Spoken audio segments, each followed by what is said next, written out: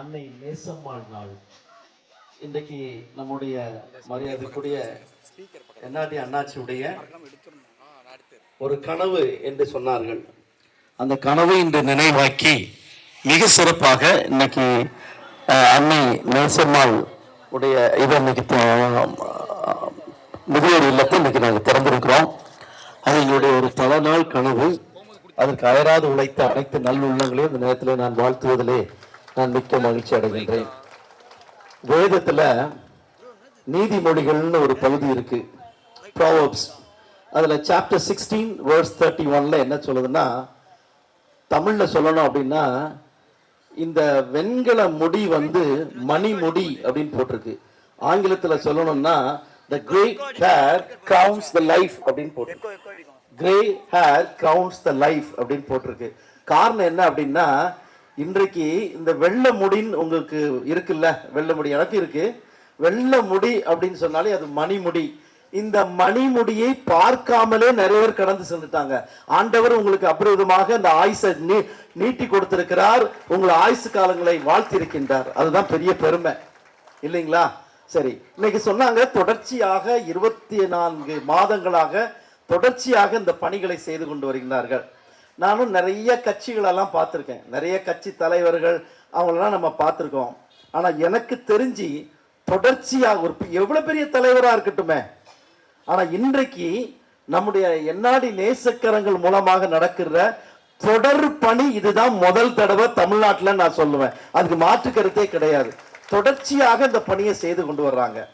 இதுல நீங்க உள்நோக்கு என்ன அப்படின்னு சொன்னா, நம்முடைய தலைவர் அவர்களுக்கு தாய் மேல ரொம்ப ஒரு பிரியம் உண்டு. நீங்க வேதத்துல எடுத்து பார்த்தீங்கன்னா, ஆண்டவராகிய இயேசு கிறிஸ்து தாய்மார்களுக்கு முதியோர்களுக்கு அதிக மரியாதை கொடுத்தவர். ரெண்டு உதாரணம் சொல்றேன் பாருங்க. 18 ஆண்டுகளாக வியாதி படுக்கையில இருந்த ஒரு அம்மையார், முதியவர். ஆண்டவர் அந்த எருசலேம் பட்டணத்துக்கு அவர் வந்து கொண்டிருக்கிற நேரத்துல அந்த அம்மாவை பார்க்கிறாரு. அதை திரும்பி பார்த்து அந்த அம்மாவுக்கு ஒரு நொடி பொழுதுல அந்த அம்மாவை குணப்படுத்துறாரு. எவ்வளவு பெரிய கரிசனை உள்ள ஒரு ஆண்டவர் என்று நீங்க பார்க்க வேண்டும். அது மட்டும் இல்ல, நல்லா கவனிங்க. இன்னைக்கு யாராவது என்னை அடிச்சாங்கன்னு சொன்னா நான் அந்த வேதனையில எப்படி இருப்பேன்னு சொன்னா கடவுளை மட்டும் நான் கூடுவேன், அவ்வளவுதான். ஆனா இங்க இயேசு கிறிஸ்து என்ன பண்றாங்க, அவர் சிலுவையில அடித்து தொங்குற அந்த நேரத்துல என்ன நம்ம பார்க்கிறோம் அப்படின்னா, அவருடைய தாய் மீது அவர் அதிகமாக கரிசனையோடு இருந்தார். பாத்தீங்களா? அது தெரிஞ்சிருக்கும் நிறைய பேருக்கு இல்லைங்களா? அவர் என்ன சொல்றாரு, அவருடைய வேத வாக்கியத்தின்படி அதை நிறைவேற ஒண்ணுமாக, இதோ உன் தாய், இதோ உன் மகன் அப்படின்னு சொல்றாரு. ஏன்னா தான் பிதாட்ட போறாரு. அவர் பிதாட்ட போகிறதுனால தன்னுடைய தாயை கவனித்துக் கொள்ள வேண்டும் என்பதற்காக ஒரு மகனை பார்த்து இதோ உன் தாய், இதோ உன் மகன் என்று சொல்றார். எவ்வளவு ஒரு கரிசனை உள்ள ஆண்டவர் மீது நம்முடைய அண்ணாச்சி பிரியம் வைத்திருக்கிறதுனாலதான் இன்னைக்கு உங்களுக்கு எல்லாம் உங்களை தாயாக பாதித்து, உங்களை முதியோராக பாதித்து, உங்களுக்கு எல்லாம் நிச்சயமாக அவர்கள் கரிசனையோடு உங்களுக்கு உதவி செய்ய வேண்டும் என்ற அந்த நல் உள்ளத்தோடு தான் இன்னைக்கு இந்த தொடர் பணி நம்முடைய என்ஆர்டி நேசக்கரங்கள் மூலமாக நடந்து கொண்டிருக்கின்றன. இது மட்டுமல்ல, அவருடைய பணிகள் எல்லாம் நீங்க பாத்தீங்கன்னா, வேறு பணிகள் எல்லாம் பாத்தீங்கன்னா நம்ம எல்லாம் பிரமித்து போவோம். அவ்வளவு பெரிய பணிகள் எல்லாம் செய்து கொண்டிருக்கிறாங்க. ஒரு சின்ன உதாரணத்துக்கு ஒண்ணு சொல்லணும்னா, அதாவது நிறைய பேர் மரித்து போறாங்க, மரித்து போய் ஆஸ்பத்திரியில தூக்கி போட்டுருந்தாங்க, அவங்கள அனாதை பிணம் போட்டிருந்தாங்க. அந்த அனாதை பணம் யாருன்னே நமக்கு தெரியாது.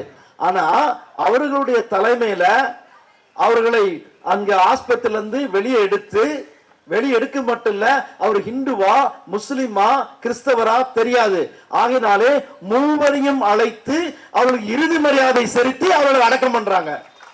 அப்ப இதெல்லாம் எவ்வளவு ஒரு புனிதமான பணி என்பதை நீங்கள் புரிந்து கொள்ள வேண்டும். அந்த நல்ல உள்ளம் படைத்தவர்கள், ஆண்டவரை நேசித்தவர்கள் இந்த நேரத்தில் நம்ம எல்லாத்துக்கும் இங்க உதவி செய்ய வந்திருக்கிறாங்க. அவர்களை நம்ம எல்லாரும் சேர்ந்து மனமாற அவர்களை பாராட்ட வேண்டும், அவருடைய பணி சிறக்க வேண்டும் என்பதுதான் என்னுடைய அன்பான வேண்டுகோள். அன்னார் நம்முடைய ஆண்டவராய் இயேசு கிறிஸ்து அவர்களை அதிகமாக ஆசீர்வதிக்க வேண்டும், அவருடைய குடும்பத்தை அதிகமாக ஆசீர்வதிக்க வேண்டும், அவருடைய பிள்ளைகள் பேர பிள்ளைகள் எல்லாம் இந்த பணிகளை தொடர்ந்து செய்ய வேண்டும் என்பது என்னுடைய ஆவல், என்னுடைய ஆசை என்பதை கூறிக்கொண்டு விடைபெறுகிறேன். நன்றி, வணக்கம். ஒரு சில மணி நேரம், சில மணி துணிகள் உங்களோடு கூட சில காரியங்களை பகிர்ந்து கொண்டு நான் கடந்து போகிறேன். சங்கீதம் 146 சங்கீதம் வசனங்கள் 7, 8, 9, 10. அவர் ஒடுக்கப்பட்டவர்களுக்கு நியாயம் செய்கிறார், பசியாய் இருக்கிறவர்களுக்கு ஆகாரம் கொடுக்கிறார், கட்டுண்டவர்களை கர்த்தர் விடுதலை ஆக்குகிறார், குருடரின் கண்களை கர்த்தர் திறக்கிறார், மடங்கடிக்கப்பட்டவர்களை கர்த்தர் தூக்கி விடுகிறார், நீதிமான்களை கர்த்தர் சிநேகிக்கிறார், பரதேசிகளை கர்த்தர் காப்பாற்றுகிறார், அவர் திக்கற்ற பிள்ளையையும் விதவையும் ஆதரிக்கிறார். இந்த அருமையான காலை நேரத்தில் இந்த நிகழ்ச்சியில் நான் கலந்து கொள்வதில் மிகுந்த மகிழ்ச்சி அடைகிறேன். ஆண்டவருக்கு நன்றி சொல்லுகிறேன். என்னை அன்போடு கூட அழைத்த அருமையான என்ஆர்டி குடும்பத்திற்கு என்னுடைய மனமார்ந்த நன்றியை தெரிவித்துக் கொள்கிறேன். அவர்கள் எந்த நிகழ்ச்சியை துவங்கினாலும் அது எந்த காரியமாக இருந்தாலும் சரி என்னை அழைப்பார்கள். அதற்காக நான் ஆண்டவருக்கு நன்றி சொல்லுகிறேன். இன்றைக்கு இப்படிப்பட்டதான ஒரு நிகழ்வு என்னை மிகவுமாய் நெகிழ செய்திருக்கிறது. இதுவரைக்கும் எத்தனையோ இந்த காலேஜஸ் மற்ற எல்லா காரியங்களையும் ஜபத்தோடு கூட துவங்கியிருக்கிறேன். ஆனால் இன்றைக்கு அதற்கு ஒரு மகுடமாக, அதுக்கு ஒரு வைரமாக இன்றைக்கு இப்படிப்பட்டதான ஒரு துவக்கத்தை கடவுள் அவரோடு கூட பேசியிருக்கிறார். ஒரு மனுஷன் தானாக செய்கிறது கிடையாது. ஆண்டவர் நான் யோசித்து பார்த்தேன், கடவுள் ஏன் நம்ம உயர்த்தி வைத்திருக்க வேண்டும், கடவுள் ஏன் நம்மை ஆசீர்வாதமாக வைக்க வேண்டும். அது நம்முடைய குடும்பத்துக்கு மட்டுமல்ல, இப்படிப்பட்ட அநேக மக்களுக்கு. ஒரு வாசகத்தை இப்படி வாசித்தேன், இல்லத்தின் பெயர் அன்னை இல்லம், அன்னை இருப்பதோ முதியோர் இல்லம். இல்லையா? ஆமாம், இல்லத்தின் பெயர் அன்னை இல்லம், அன்னை இருப்பதோ முதியோர் இல்லம். இந்த இடத்துல அந்த முதியோர் இல்லத்தை பிரதிஷ்டை பண்ணி அதன் உள்ளே இருக்கிற அருமையான அம்மா இடத்துல பேசினேன். அப்போது ஒரு அம்மா சொன்னாங்க, இன்னைக்கு தான் நான் அழுவுறதை நிறுத்தினேன் அப்படின்னாங்க. இல்லையா? ஆமாம், ஆண்டவர் இந்த உலகத்தில் வாழ்ந்த பொழுது அருமையான பிரேம்ஸ் சார் சொன்னது போல அநேக மக்களுக்கு அவர் ஆசீர்வாதமாக இருந்தார். அவர் கடைசியாக ஒன்று சொன்னார், இயேசு கிறிஸ்து சிலுவையில் மரணம் அடையும் பொழுது தன்னுடைய தாயை தன்னுடைய சகோதரத்தில் ஒப்பு கொடுக்கல, ஒரு சீஷனிடத்தில் ஒப்பு கொடுக்கிறார். இல்லையா? யாரெல்லாம் இப்படிப்பட்ட மக்களை காப்பாற்றுகிறார்களோ, யாரெல்லாம் இப்படிப்பட்ட மக்களுக்கு உதவி செய்ய முன்னுறார்களோ அவர்களெல்லாம் ஆண்டவருக்கு சீஷராக மாறிவிடுகிறார்கள். எனவே நான் ஆண்டவருக்கு நன்றி சொல்லுகிறேன். இந்த சிறப்பான இந்த காரியம், இந்த துவக்கம் வருங்காலத்தில் இன்னும் அதிகமாக வளர்ச்சி அடைந்து அநேக மக்களுக்கு அது ஆசீர்வாதமாக இருக்கும். இல்லையா? நமக்கு எல்லாருக்கும் இருக்கிற ஒரு பெரிய கவலை, என் பிள்ளை கவனிக்கல, என்னை இப்படி வீட்டை விட்டு வெளியே அனுப்பிச்சிட்டாங்க. இப்படிப்பட்ட சூழ்நிலைக்கு இன்றைக்கு நிறைய பேர் தள்ளப்படுகிறார்கள். இன்னைக்கு இவங்களெல்லாம் கவனிக்கிறது ஒரு ஆள் இருந்தால் அப்படி ஒரு முதியோர் எல்லாம் திறக்க வேண்டிய அவசியமே கிடையாது. இல்லையா? பிள்ளைங்க பெற்றோரை கவனிச்சிருந்தா இந்த முதியோர் எல்லாம் தேவையே கிடையாது. இல்லையா? ஆனாலும் கூட ஆண்டவர் இப்படிப்பட்ட மக்களுக்கு இப்படிப்பட்ட ஒரு இல்லம் தேவை என்று சொல்லி அவருடைய அநாதி தீர்மானத்தின்படி இன்றைக்கு அருமையான என்ஆர்டி ஐயாவும் அருமையான வயலட் அம்மாவுக்கு கர்த்தரை ஸ்தோத்திரிக்கிறேன். அருமையான இந்த நாளிலே நேசம்மாள் என்கிற அவருடைய பெயரிலே இந்த இல்லத்தை துவங்கியிருப்பது எனக்கு இன்னும் கூட மிகுந்த மகிழ்ச்சி. வேதத்தில் வாசித்த வண்ணமாக அவர் பரதேசிகளை காப்பாற்றுகிறார், திக்கற்ற பிள்ளையும் விதவையும் என்ன பண்ணாராம், ஆதரிக்கிறார். ஒரே ஒரு கதையை சொல்லி நான் முடிக்கிறேன். ஒரு ட்ரெயின் ஒன்று போயிட்டே இருந்துச்சு. அந்த ட்ரெயினில் நிறைய பேர் பிரயாணம் பண்ணாங்க. அதில் ஒரு குட்டி பையன் அந்த கம்பார்ட்மெண்ட்டில் உட்காந்துருந்தான். அவன் ஒரு ஸ்டேஷன் வந்தோடனே அங்கிள் என்னை இறக்கி கூட்டு போயிட்டு எனக்கு நான் காசு வச்சுருக்கிறேன், ஈட்டபிள் வாங்கிக்கிறேன், சாப்பிட்றதுக்காக வாங்கிக்கிறேன்னு சொன்னோடனே சரி உடனே அவர் இறக்கி ஸ்டேஷனில் இறக்கி அவனுக்கு ஒரு ஈட்டபிள் அவன் காசு கொடுத்து வாங்கிட்டான். மறுபடியும் அடுத்த ஸ்டேஷன் வந்துச்சு. அப்பயும் அவன் என்ன சொன்னான், அங்கிள் என்னை இறக்கி விடுங்க, நான் போய் வாங்க போகிறேன் அப்படின்னா. சரி வாங்கி கொடுத்தாரு. 3வது ஸ்டேஷன் வந்துச்சு.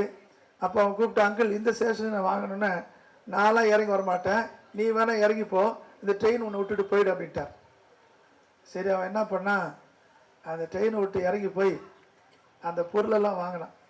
வாங்கிட்ட உடனே ட்ரெயினுக்கு க்ரீன் சிக்னல் காமிச்சாச்சு, விசில் ஊதியாச்சு, கொடியும் காமிச்சாச்சு.